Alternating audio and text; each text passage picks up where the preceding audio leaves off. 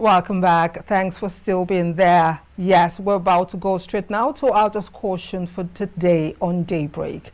Now, weak political leadership at the presidency of any nation would create a lacuna. And research has shown that that lacuna can become a doorway for cabals to sneak in and hijack government at all levels. And when this happens, the development of that nation becomes questionable. Now, to discuss this further, we have a guest in the house who is going to do justice to a topic that we've picked for today, which is undue influence impact of cabals on economic development in Nigeria. He is Dr. Mike Famiyesin, is a lecturer, Department of Political Science, Afwed, Ondo State. Dr. Mike holds a PhD in International Relations and Strategic Studies. He is a political scientist and researcher who has made significant contributions to the field of political science, particularly in the areas of political communication, nation building, and adaptive policy implementation. He is affiliated with the Adeyemi Federal University of Education, is also a member of the Nigerian Institute of International Affairs, NIIA. He is our guest this morning. It's so nice to have you on Daybreak Africa. Thank you for having me. Now, while I was doing my research on this very, very interesting topic, I discovered that according to research that cabals in context can be traced as way back as the amalgamation of the Northern and Southern Protectorate in 1914, where political leaders jostled for recognition, and of course the fact that everyone at that time wanted their region to be recognized. That is according to research. As a political scientist, I don't know if you agree with that or you have a different analysis to how the word cabal snuck into governance in Nigeria. Thank you. When you look at that word, cabal, you see Nigerian political landscape. This word came to limelight, I think, right from the day of late former President Umaru Yar'Adua. I mean, the activities of some political elite that occupy political position during this period, Okay, so that word is not that pronounced, though we have them being in the economic sphere, we have them in the political sphere, but that word came to limelight during former President Yar'Adua era, and it was activities of those who try to manipulate the mindset of the people, then in collaboration with then the First Lady, Ture Yar'Adua. So that's just it. I mean, in Nigerian context, very new. Sin is not that kind when we are talking about 1914 amalgamation. Let's just look at it from the angle of a recent phenomenon. That's it. Interesting. Personally, I just want to get, like she rightly said, some people tend to see cabal like a good thing, some more like a bad thing. How do you define cabal, and how do they operate in the economic sphere? Okay. You see, in Nigeria context, the word cabal become group of people dominate either political sphere or economic sphere. Take, for instance, the issue of a petroleum cabal. We have some clique among these guys. They are no more than 10 or thereabout. These guys occupy the petroleum industry. They have been the one taking decision that has to do with the entire nation, as far as LNG, Pengasan, as far as oil activities is concerned, or both in the oil sector. So we have them. And also when we talk about cabal, we still have them in the CBN. We have some people, banking sector, we have them there also. Some bankers that dominated the economic activities of the country. We have them, but it's only that we can't mention name, okay? So these people occupy that sector as well. So like I said, in summary, the word cabal, a group of clique that occupy a particular position or occupy or dominate a particular sphere just for their own interest, not for the interest of generality. So just to make our viewers understand, and again, I want them to realize that everything we say here, myself and Ezekiel, is based on research. And of course, we have our expert who will help us dissect the issue. The word Cabal is derived from the esoteric Hebrew word Kabbalah, meaning a received doctrine, a cult, or a secret society with a mystical power and often insidious influence. That's where the word Cabal comes from. Now, when I did my intro, I did say, again, according to research, that political weakness at the presidency of any nation is set to create a lacuna, a vacuum, through which cabals can sneak into and just hijack governance, as it were. Let us take a look at the Nigerian government. Of course, you said we should take a look at recent times and not in the past. Research, again, has made us believe that, for example, during Goodluck Jonathan's time or tenure, because that man was very gentle, that cabals more or less took over that government, and it got to a point that he really was not in charge. Now, I can mention Goodluck Jonathan because is a past president as a case study. So let us understand the effect of cabal in governance and its effect on economic development, not just of Nigeria, but of any nation, as it were. Thank you. Just of recent, I mean, let's see, 2019 and 2023, May 29, President Bola Tinubu came on board.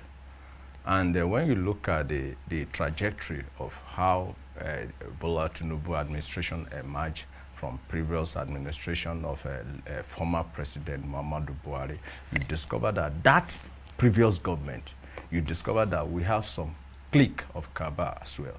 These people dominated the entire governance. And throughout that period of about 8 years, we have them, some we call them the Northern Mafia, some call them the clique, Kaduna Mafia, and these are the clique. Now, coming back to Bola Tinubu administration that came on board May 29, 2023. Yes, it might not that pronounced, yes, but at the same time, like you said, we have the government deliberately created that lacuna so that the cabal can penetrate, yes, to dominate any interest of that can serve them better. Okay, on Nigerian space, it's only that President Bola Tinubu still need some time to settle down. When you look at the petroleum marketer, the activities has created kind of a bottleneck to this government. I mean, here and there, the pricing, there's nothing like price control in terms of the product is concerned. And also look at the activities of RIFAN, Rice Producer Association of Nigeria. These are the people that took grant from federal Billions government. of naira. They took grant, they took loans, interest-free loan from the government. But at the end of the day, what has it been able to contribute to the society? It's nothing. Because when you look at the reason why government gave them this grant, it was just for them to ameliorate the suffering of the masses. Okay, but I want to say this without being making this without any prejudice. These people deliberately try to add more problem to the masses as a whole, basically because by the time you look at the major reason why the government gave them that loan was just to see that, okay, we want to close the area whereby Nigeria will be bringing in foreign rice to the country. That is an aspect. I'm talking about those in charge. We are talking about some farmers that dominated that space. But at the end of the day, you discover that they collected those money, they pocketed it.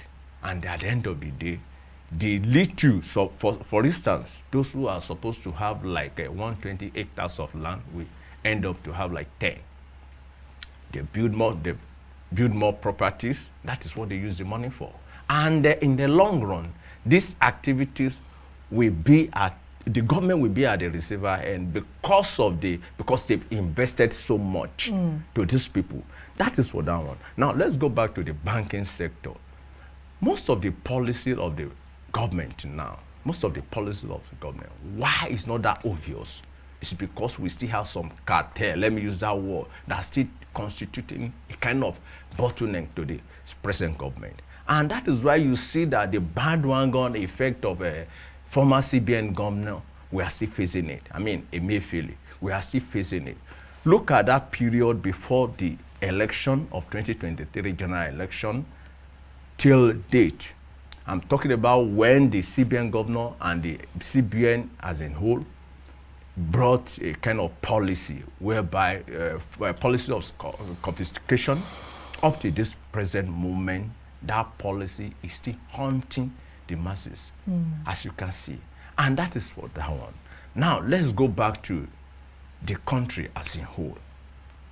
Do we have anything called cabal as far as governance sphere is concerned? Yes, yes. So that is why we need to look at it critically. Who are these people that took the advantage of this present government? Who are these people? Are they contractors? Are they traditional rulers? Are they friends of the president? Are they his relative also? So we need to look at it critically and estray. Why do we have them in first instance? For what benefit? For what purpose? Are they serving the interests of the masses? These are the other area that we need to look at. Okay. So that is for that.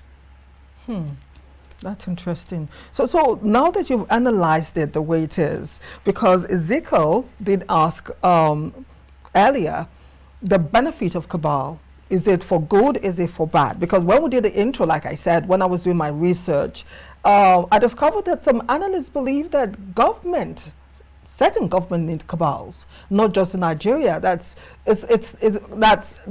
word cabal in quote is not a problem that is typical of Nigeria, that we have other nations who have cabals in the corridors of power. Some believe that every government need cabals. Yes. Some also believe that majority of Nigerians believe we do not need them. They are the problems of the masses, the curse of the masses. So you have analyzed already. We will want you to help break it down. Is it a necessary evil or an evil, as it were? Based on your analysis before I started talking. In 1999 till 2007, we had President Olusegun Obasanjo. During that tenure, that's 8 years tenure, do we really have something called cabal? Because Obasanjo, as a military man, according to research, was able to hold his own. Now, let me just say this. Do you remember the scenario that occurred between Femi Otedola and this guy from Kano, this House of Rep member then? The scenario where Femi Otedola and some petroleum marketer, these guys, they were the one that nailed that Farouk Lawan. They nailed him. Up to this present moment, the guy can never come out of that scandal. Yeah, let me put it that way. Up to this present moment, when you look at what happened in Kano politics, by virtue of his position, then that guy should be maybe immediately after Council, the next governor of Kano as at that period. And where am I going? The petroleum marketer felt that the guy is too big for them to handle. They felt that the guy is too big for Nigerian political contestation or Nigerian policy activities. So what they need to do is to get him out of, they got rid of him. And when you look at this, we're talking about, we don't need to mention name. But like I said the other time, I've mentioned one. And I want to tell you, it's not the only person. We have more than 5 of them, or 6 of them, or thereabout, that are really in charge of petroleum activities as far as Nigeria is concerned. So that is for that one. Now, let me now go back to politics. Do we really have anything called cabal during Obasanjo? Yes, we have them. When you look at that governor, we have Okojo Iweala as the Minister of Finance. Then we have Charles Chukwuma Soludo. And we have some guys, we have Undue bars of this world. These are the guys that really dominated the government. And any decision those guys took us at that time, banded the entire nation. Why am I saying it? Undue bars serve as the personal assistant to Obasanjo on domestic affairs, if I'm not mistaken, yes. And it's only that their activities is nowhere pronounced. Yes, we always have cabal in every society, in every environment, either from smaller unit to the bigger setup. We always have cabal. It's there, but it's only, it might not be that pronounced. So the issue now, the question says, is it for good or for bad? Yes. Even the almighty democratic, well-structured country like United States of America, we have something like that. The government of Joe Biden, as we speak, we have them there. We have the Hillary of this world. We have Clinton. We have the Hillarys, the Clintons. Yes, let me put it that way. And the Obamas. These are the cabal that formed, that erected that government, and most definitely, they are serving that government for good. No, they might not be within the government, but outside the government. But they are serving, I mean, in terms of policy implementation, in terms of policy directive, yes, they are there. Even in our own present Bola Ahmed Tinubu government now, it's there. When you look at it critically, without being told, they are there. They are there. It's only that as an independent, as someone that got that political experience, the political dexterity, it might not well pronounce. But we have some forces within that Aso Rock clique that, in terms of every decision, they are in charge. So that's just it. It's good to know. It's good to know it has its pros and its cons. Yes. But just before we run out of time, because on this show, time has always been a factor. Okay. I think to wonder, why don't we pay attention to its negativity, these negative effects it has, and how does it take to hamper our economic growth and development in this nation, particularly Nigeria as a case study. Okay. Actually, presently, there's no how we can measure it. Presently, I'm talking about the present administration. But if you ask us to extract what happened between 1999 to 2023, as at the last count of President Muhammadu Buhari, we can look at the pros and cons. Let's go ahead. But okay, you see, as at that, let me just use a transition from Yar'Adua to Goodluck Jonathan. Let's use that one as a case study. When you look at, we have, as at the government of Yar'Adua, we have this James Onanefe Ibori, the former Delta State governor, as the head of the cabal in that government. Okay? And when you see the idea of not handing over power to the vice president was a kind of game being arranged by then the Ibori and to the Yar'Adua. Okay, and at the end of the day, if not for the activities of some prominent individual within the country, prominent individual like former President Obasanjo, and the late Dora Akuili of Blessed Memory, that brought out the idea of doctrine of necessity. That it's high time that we should look at the what doctrine of necessity is all about. That the power should be given to the vice president without any delay. And when you look at all those things, it was the activities of those individuals that really helped us. Already some people are moving the motions. Already some people are telling the entire nation that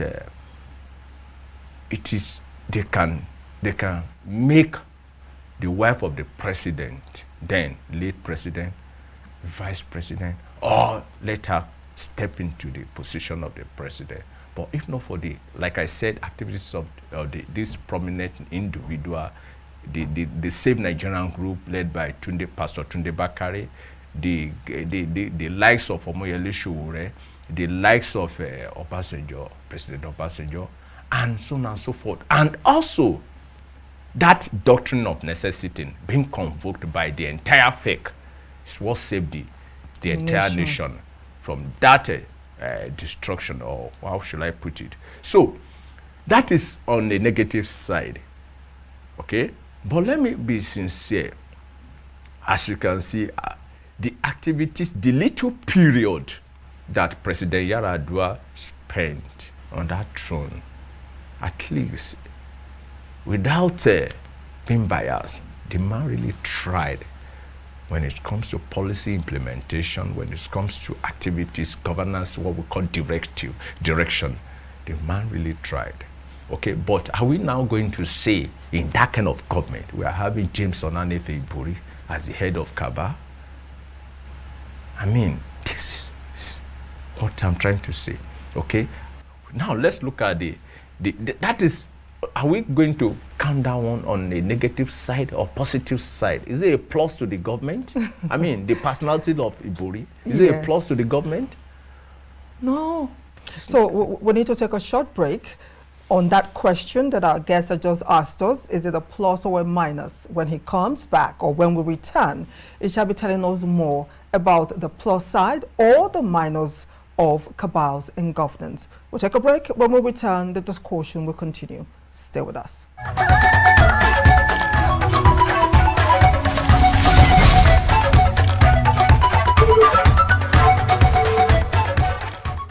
Thanks for still being there, and our guest is still here as we continue with our discussion, talking about the positive and negative of cabals and governance, and he was referring or using Onanife Ibori, former governor of Delta State, as a case study. So I want you to continue on that thought. I think that is for Goodluck Jonathan era. Now let's go back to Muhammadu Buhari administration.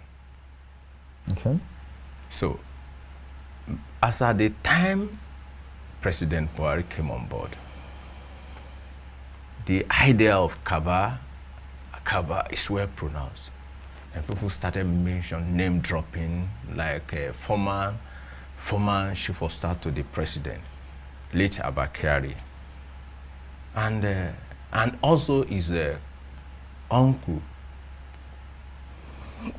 And I'm talking about Mama Daura. And also this man, what was the name? The owner of Bullet Construction, Issa Funtua. All this clique, people started mentioning him that these are the owner of the government, okay? Owner of the government. And when you look at these people as well, economically, are they really adding value to the governance? Yes or no? These are the questions we need to ask ourselves. Now, talk about Issa Funtua. Issa Funtua was the owner of the largest bureau de change in the history of this country. Check all this Wuse Zone 4 area. The owner, all the BDC shop be owned by Issa Funtua. So your guess is as good as mine when you want to look at the nexus between Alhaji Issa Funtua and Emefiele. So these are the area. Those people, let me put this, disrupted that government, the previous government. And also, you remember during this, the last administration, the issue of border closure by President Muhammadu Buhari, that policy was good. Yes. The president shut Nigerian border because of the activities of smugglers. And not only activities of smugglers alone, we have some saboteurs within the systems.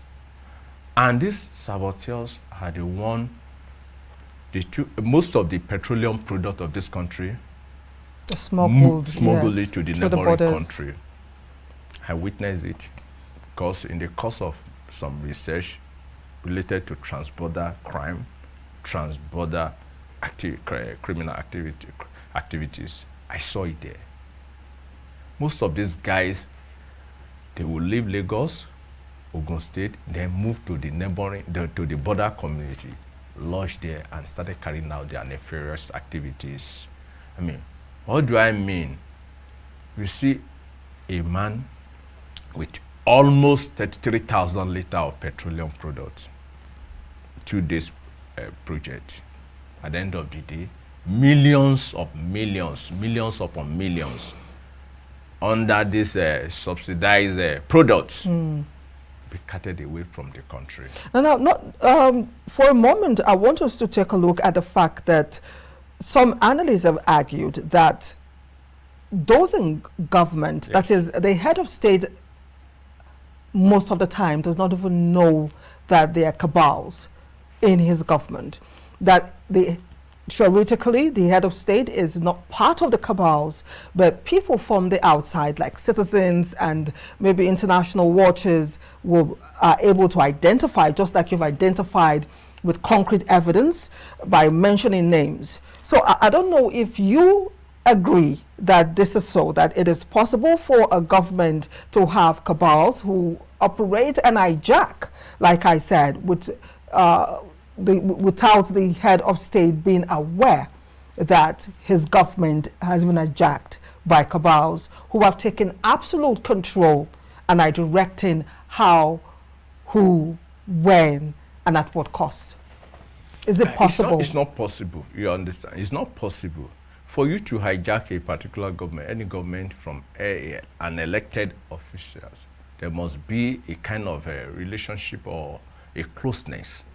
And indirectly, I don't see, like I mentioned the other time, that during the era of former President Muhammadu Buhari, those guys we mentioned, practically they are from the same location, from geopolitical zone, from the same axis in northern state. Like those two, the former 2 guys are from Katsina State.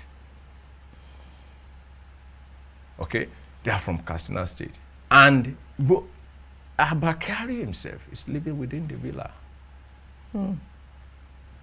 That was the chief of staff then. Mama Daura is living within the villa. So what would they be doing there? We have the chief of staff and we have his uncle. So I'm not trying to deviate from the topic, but what we are saying, there's no how you can hijack. Take for instance, we now say, so maybe some Lagos mafia will hijack government from President Bola Tinubu. It can't work without the knowledge of the president. It's just, let me use that word, people are just misconcepting issue. The word cabal is both, let me say, some influential personality that the governors or the president can listen to. That's just it. That's the summary of this word cabal. It's not as if they have something or something special like court-like. In Nigerian political context, I don't see, they don't really have that kind of mindset. Yeah, when you look at it, the positive aspect is that they influence the decision of the government. Now, let's take a look at the effect of this influence on economic development. And again, we're using Nigeria as a case study. Okay. Let us begin to break down and dissect the fact that, again, during research, democratic rule permits multiple cabals, Okay. both small, medium, and great. Again, we find them in the oil sector that you've rightly confirmed, oil theft, budget padding, corruption in the civil service, some of the places that you can actually find them. And ironically, you also told us that even in the banking sector, we also have cabals. Now, if you mix all of this together, let us begin to break down how cabals in governance in Nigeria has affected growth economically, our sustainability as a people, from the point where you used as your case study, which is Yaradua's time, up till now. You see, let me just say this without missing word. The word cabal, as far as any government is concerned in this country, we are now. Let me just say it's as simple as they are just like necessary evil. Why is that? By the time we have this government in place, that government will repeat the same process. I mean, by creating a kind of lacuna whereby this element, this influential personality will just emerge from nowhere. Those people, they might be the wife of the president, they might be the younger brother to the wife of the president, they might be the relative, they might be in-law to the president or the governors. It happens cut across all the governors. I mean, from this angle, it might be a close ally to the head of the government. So, and majorly what they are in for is just to influence some certain decision. Influence some certain decision. Don't forget that this decision we are talking about might be plus to some people, might be added advantage to some set of people, to some geopolitical zone, in fact, to some states, okay? And it might be a kind of setback to some people. So I believe at a long run, this thing will cut across. By the time we have Northern Bloc on the throne, then we have what we call some faceless group or influential political player within the system. So also by the time that government moved to southeast or southwest, that same thing will continue like that. So let me just say it's more or less necessary evil. That we can't do away without it. There's no how we can do away with it. And in the process, we have the positive side, we have the negative side. It's only that if we want to shy away from the truth and or we don't want to tell ourselves the truth, yes, there's always what we call the cabal. How have they affected economic development? In fact, let's use petroleum marketer as a case study. We are having this product here. We are having that resources here. But what is going on presently? I think they are not helping the situation. And if I have my way, I think the president need to get all these people, sanction them. Why am I saying this? It is very cheap to have access to petroleum products in all this neighboring country, be it Cameroon, Ghana, Togo, Benin Republic. But here in Nigeria, where we have Essex, it is difficult. So, look at Warri Refinery as a case study. Port Refinery. What is the problem? Every year, billions of naira, not naira, dollars, turn around maintenance fees. So, the president needs to set up inquiry, need to set up a high-tech investigative team to look at what is going on there. These are we have them there. They are the evil killing the economy of the country. I'm talking about majority of the petroleum marketers. Majority of the petroleum, they don't mean well for the country. And I think it's high time the president needs to call them to order. Call them to order in the sense that sometimes ago, the president had a meeting one-on-one with all these business moguls, sometimes around 2 months ago. And I think he gave them maybe standing order that you want a productive country, one situation whereby the economy can rebound, that you need their cooperation. I think that is one of the essence of that meeting. But immediately after that meeting, something started getting up. But we realized that we still have some evil people within the systems trying to trying to jeopardize or disrupt all the activities being put together. So that's just it. So personally, I tend to wonder what sector of the economy seems to be most vulnerable to this cabal influence. Indeed, you mentioned petroleum sector, but is it just the petroleum sector? No. Banking sector as well. Seems to be most vulnerable. Honestly speaking, the banking sector, most of the policy of former CBN governor, when you look at the activities of the former CBN governors, single-handedly printed those money without the knowledge of the president. At the end of the day, there was another report that came on board that the money that President Buhari did not authorize that policy. Somehow, it's, I don't see if there's any other name we can call that one. Very vulnerable.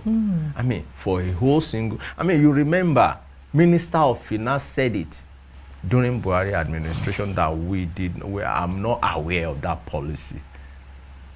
And when you look at the consultancy fee being paid, the money being paid, being signed, falsified signature of the president, you've had it. It's all over. Can we really attribute that to cabal workings, or more like a deficiency on the part of the president? It's not deficiency. We are talking about some clique within the system trying to sabotage, and they not really trying to sabotage, they sabotage, disrupted. And that is the bad. When you look at most of the challenges we are facing now, it was as a result of the bandwagon effect of that government. I mean, look at the crisis. What really happened? A lot of people were killed because of that single policy. Because of we are moving towards election period. A single policy whereby a lot of banks were destroyed in Ogun State, from Ijebu down to Shagamu, Axis. That is one thing. I mean, very vulnerable. So it's just before we go, it's safe to say there's a good relationship between cabal and political power, especially in Nigeria. Most definitely. Okay, all right.